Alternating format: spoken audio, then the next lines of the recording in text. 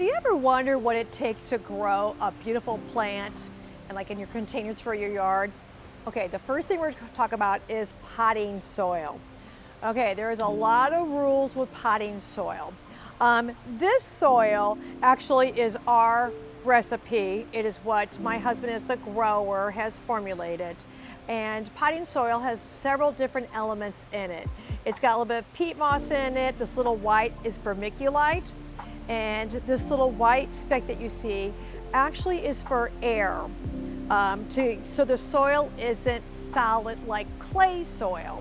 But there's lots and lots of different potting mixes out there. It's probably the most important part of having a very successful containers and things like that.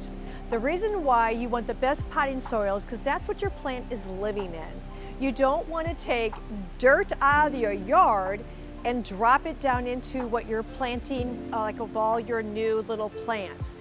Your potting mix should be light and airy because you want your roots to be able to grow through, those tender roots to be able to grow through this type of mix.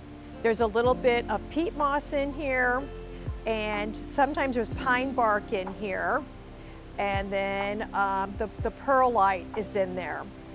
Some potting mixes may have a wetting agent in it, and what is a wetting agent?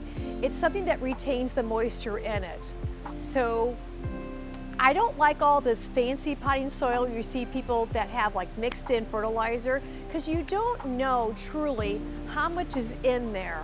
I like to fertilize, and so I know what I'm putting on my plant. So I'm not a real big fan of this potting mix that you see that has fertilizer built in. Because fertilizer has a lot of salt in it. So if you have a fertilizer in your soil and then you come back and you fertilize with like a water soluble fertilizer, you could actually burn stuff. So I prefer to start with just a great potting mix. And like I said, if you're local, we would love to have you. This is, we sell what we grow in, so that's kind of nice. It's also really important to start with a very good plant. So we're going to go walk and look at some plants. Most all the annuals, if it's a 4-inch or a 6-pack, will take just a normal potting soil.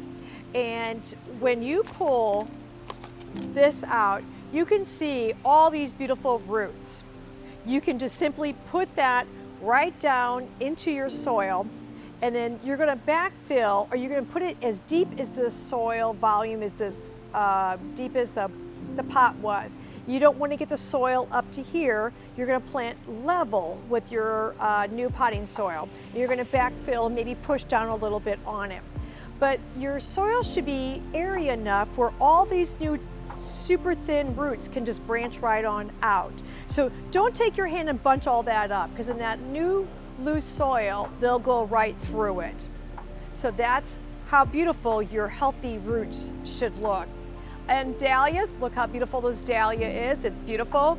It actually matches my shirt. Maybe that's why I gravitate towards that. I'm not real sure.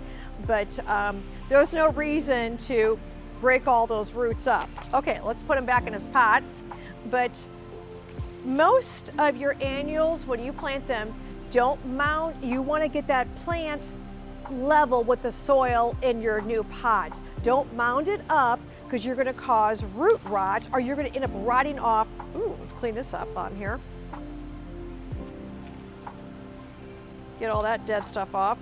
And that's something you should do also when you put that plant in, if you got some leaves like this, to remove that dead foliage. You don't want that in your soil. It starts decaying down in your soil. Well, that's going to maybe cause some problems of fungus or something. So you want to remove all that dead foliage. But you want to just keep everything level. You're not going to mound that soil up over the top of this neck of this plant. Okay, let's go look at a few more things. Basically, when I put it in, my soil level in my pot is the same level as what my plant is. I don't mound that up. I just kind of backfill around it. That way we don't get too much soil up there. Well, when I watered it, my soil level dropped just a little bit, but I think an inch is fine from the top of that.